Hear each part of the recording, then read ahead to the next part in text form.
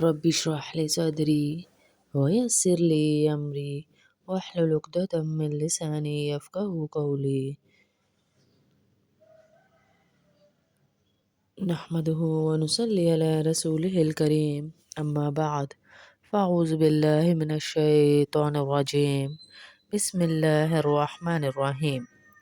آج ہم بات کریں گے عورتوں کے ان مسائل پہ جو رمضان میں پیش آ جائیں تو وہ کیا کریں۔ عورتوں ہی کے نہیں، تمام لوگوں کے، زیادہ تر عورتوں کے، لیکن تمام انسانوں کے، کہ اگر روزے کے درمیان مسلمانوں کو کوئی مسئلہ پیش آ جائے جو ان مسائل میں سے ہو تو وہ کیا کریں گی۔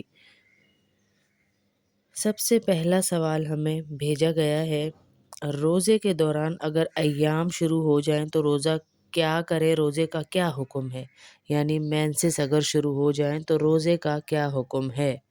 جواب اس کا یہ ہے کہ ماہواری کے شروع ہوتے ہی روزہ خود بخود ختم ہو جاتا ہے، کھولیں یا نہ کھولیں، روزہ خود بخود ختم ہو جائے گا۔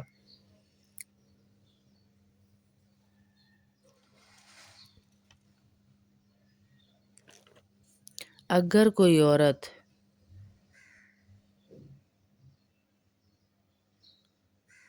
ایک عورت نے رمضان میں، وہ کہہ رہی ہیں کہ میرا سوال ہے کہ رمضان میں جان بوجھ کر روزہ توڑ دیا، اب کفارہ دینا تھا، کفارہ کے روزے شروع کیے تو درمیان میں حیض شروع ہو گئے یعنی مینسس آ گئے، تو کیا پھر سے روزے رکھنا شروع کروں گی؟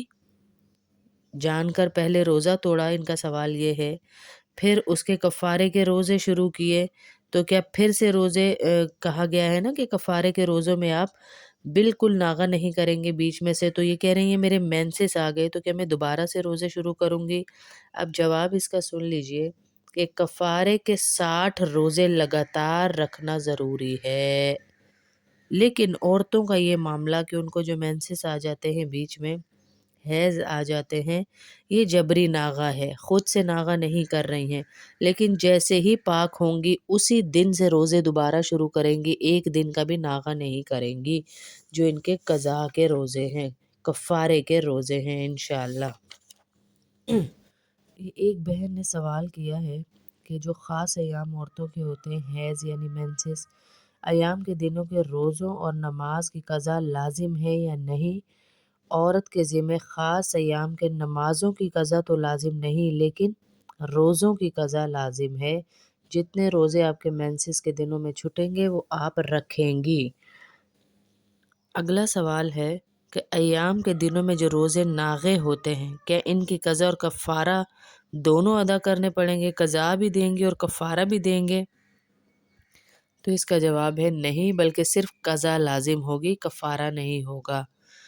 اب نفاس کے بارے میں ہماری ایک بہن نے سوال کیا ہے کہ جب بچے ہوتے ہیں، بچے ہونے کے بعد جو خون آتا ہے اسے نفاس کہا جاتا ہے، کہ میری بیوی نے رمضان سے، ایک بہن نے ان کے بھائی نے سوال کیا ہے کہ میری بیوی نے رمضان میں سے 1 ہفتہ قبل جڑواں بچوں کو جنم دیا، اس نے چلا نہانا تھا، ظاہر ہے روزے نہ رکھ سکی، اب بتائیے کہ اگر وہ بعد میں قضا روزے نہ رکھے، سستی کرے یا نہ رکھنا چاہے یا بچوں کو دودھ پلانے کے چکر میں معذوری کا اظہار کرے تو کیا روزے کا فدیہ دے سکتی ہے؟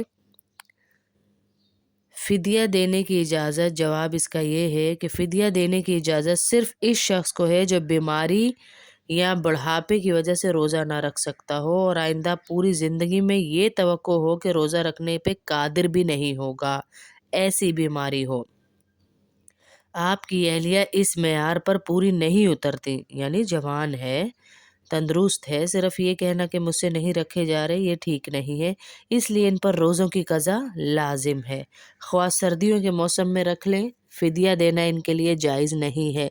جو بچوں کی پیدائش کے روزے رہ جاتے ہیں، جو عورتوں کو نفاس کا خون آتا ہے 40 دن جو کہتی ہیں، تو اس میں فدیہ دینا لازم نہیں ہے، بلکہ وہ کیا کریں گی، روزے رکھیں گی، قضا روزے اس کے۔ تندرست آدمی فدیہ نہیں دے سکتا۔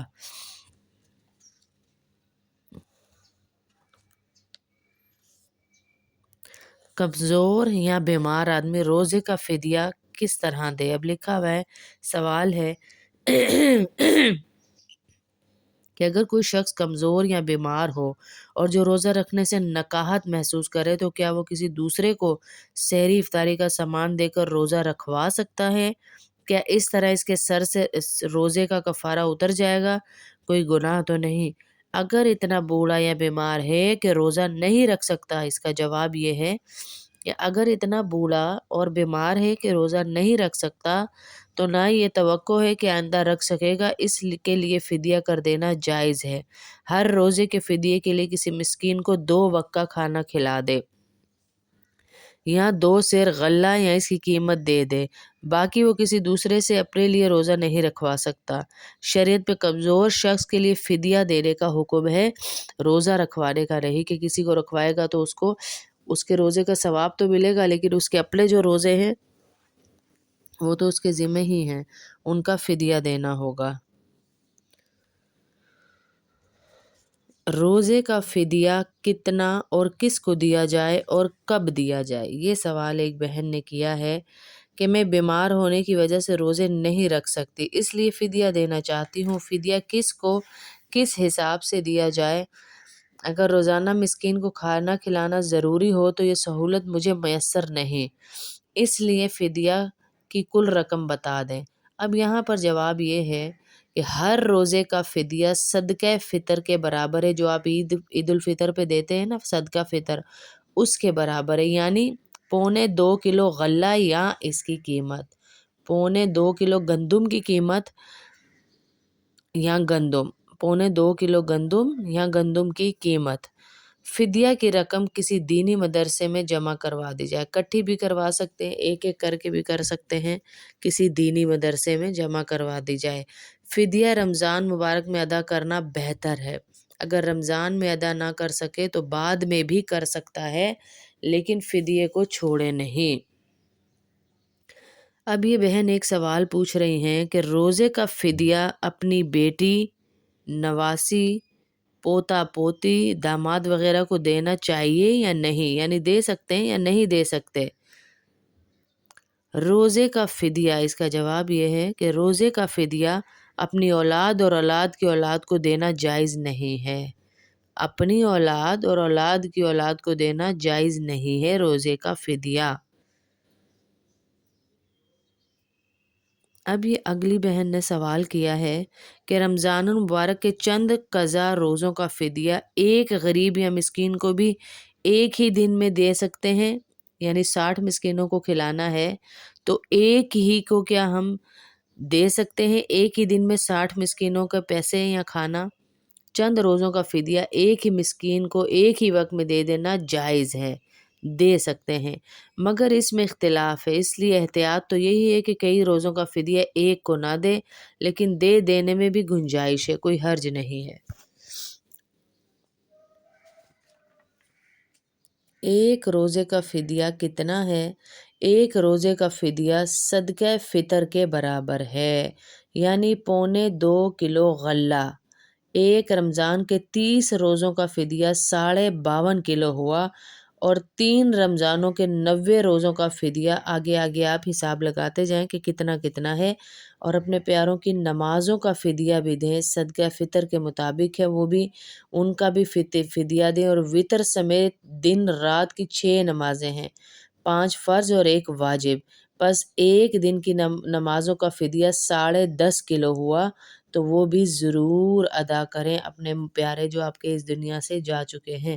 آپ کے 10-12 ہزار سے ان کی آخرت بن جائے گی، تو آپ کا کچھ نہیں جائے گا، کچھ نہیں جائے گا، آپ کو ثواب ہی ملے گا۔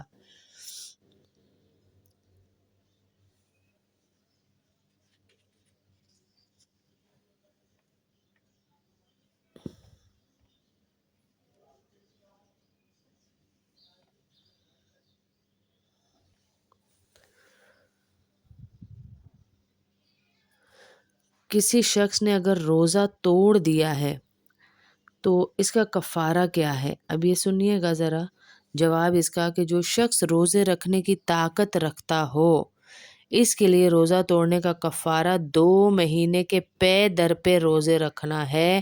ایک رمضان المبارک کا روزہ توڑے گا تو 2 مہینے روزے رکھے گا، وہ بھی مسلسل۔ اگر درمیان میں ایک روزہ بھی چھوٹ گیا تو دوبارہ سے نئے سرے سے رکھے گا۔ ایک روزہ توڑنا، اور ہم کتنی چھوٹی چھوٹی وجوہات پہ اپنے روزے توڑ دیتے ہیں۔ بھائی مجھے چکر آ رہے ہیں، روزہ ٹوٹ گیا، میرے سر میں درد ہے، ایسا درد ہے جو برداشت نہیں ہو رہا، پھر تو گنجائش، لیکن جو ایسا درد ہے کہ آپ برداشت کر سکتی ہیں، سو جائیں، تھوڑا سا آرام کر لیں تو ٹھیک ہو جائے گا، لیکن آپ کہتے ہیں کہ توڑ دینا بہتر ہے، تو یہ غلط ہے۔ اس میں آپ کو کفارہ دینا ہوگا، 2 مہینے کے پے در پہ روزے رکھنا۔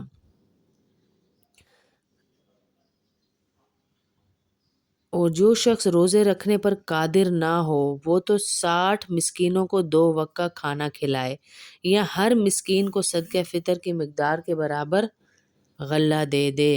اگر ایک رمضان کے روزے کئی دفعہ توڑے تو ایک ہی کفارہ لازم ہوگا۔ کئی دفعہ یعنی اس سے روزے ٹوٹ گئے، ایک ہی رمضان کے، پہلا ٹوٹ گیا، پھر تیسرا ٹوٹ گیا، پھر 7واں ٹوٹ گیا، اس طرح کر کے تو ایک ہی کفارہ لازم ہوگا۔ اور اگر الگ الگ رمضانوں کے توڑے، ایک سال میں 2 توڑے، دوسرے سال میں 3 توڑے، تو الگ الگ کفارہ دینا ہوگا۔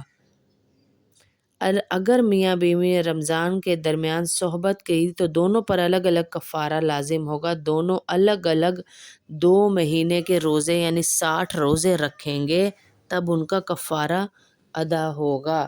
تو ہم دیکھیں اب کہ ہم لوگ کہاں کھڑے ہوئے ہیں، کتنے روزے ایسے ہی ہم لوگوں کے چھٹ چکے ہیں، لیکن ہم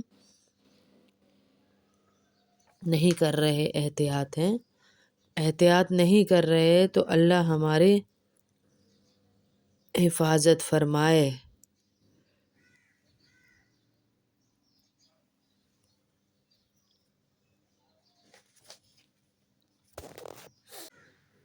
ایک بہن کا سوال ہے کہ اگر ہم سحری کے وقت نہ اٹھ سکیں تو کیا روزہ رکھیں گے؟ روزہ رکھ سکتے ہیں؟ تو جواب ہے اس کا کہ بغیر کچھ کھائے پیے روزے کی نیت کر لے، روزہ ہو جائے گا۔ سحری شرط نہیں ہے روزے کے لیے، سحری مستحب ہے صرف کرنا، اس میں شرط نہیں رکھی گئی کہ نہیں کریں گے تو آپ کا روزہ ہی نہیں ہوگا۔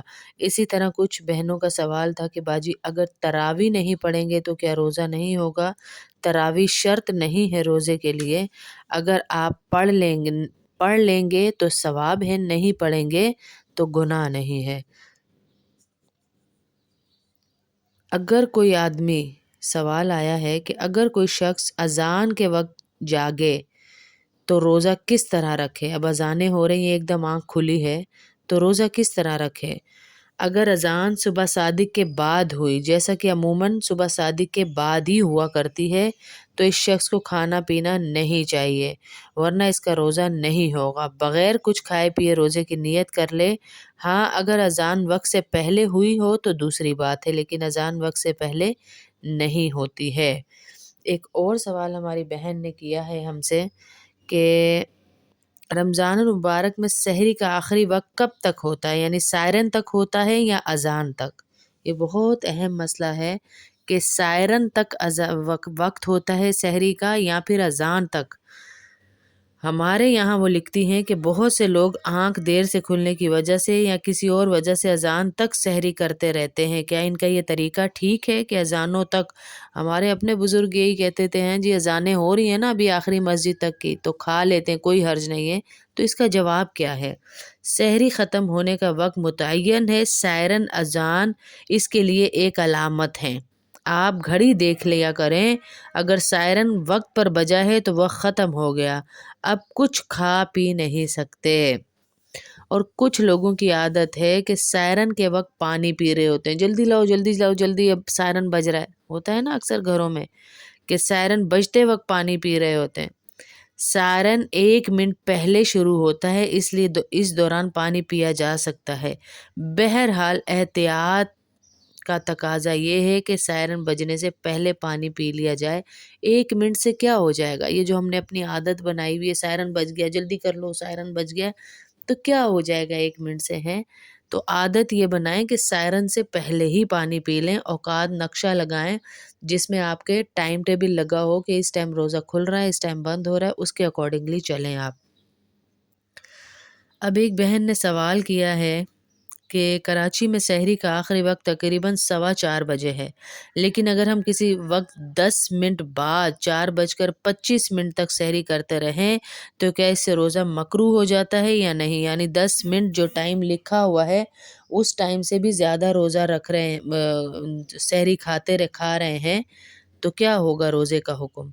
نقشوں میں صبح صادق کا جو وقت لکھا ہوتا ہے اس سے 2-4 منٹ پہلے کھانا پینا بند کر دینا چاہیے، اس سے پہلے کھانا پینا، جو ٹائم لکھا ہوا ہے اس سے 2-4 منٹ پہلے ہی کھانا پینا بند کر دیں، چاہے 1-2 منٹ آگے پیچھے ہو جائے تو روزہ ہو جائے گا، لیکن 10 منٹ بعد کھانے کی صورت میں روزہ نہیں ہوگا، اس صورت میں آپ کا روزہ نہیں ہوگا۔ تو یہ وہ احتیاطیں ہیں میری بہنوں جو ہمیں کرنی ہے لازمی۔ اب ہوائی جہاز میں ایک بہن نے کہا ہے کہ اگر میں ہوں تو میں کیا کروں؟ روزہ کس طرح افطار کروں؟ روزے دار کو جب آفتاب نظر آ رہا ہے یعنی سورج نظر آ رہا ہے تو افطار کرنے کی اجازت نہیں، طیارے کا اعلان بھی غلط ہے، روزہ دار جہاں موجود ہو وہاں کا غروب معتبر ہے، کہ جہاں جہاں کوئی ہے وہاں وہاں غروب ہوگا تو وہ روزہ افطار پر کرے گا۔ بس اگر وہ 10,000 فٹ کی بلندی پر ہو اور اس بلندی سے غروب آفتاب دکھائی دے تو روزہ افطار کر لینا چاہیے۔ جس جگہ کی بلندی پر جہاز پرواز کر رہا ہے وہاں کوئی زمین پر غروب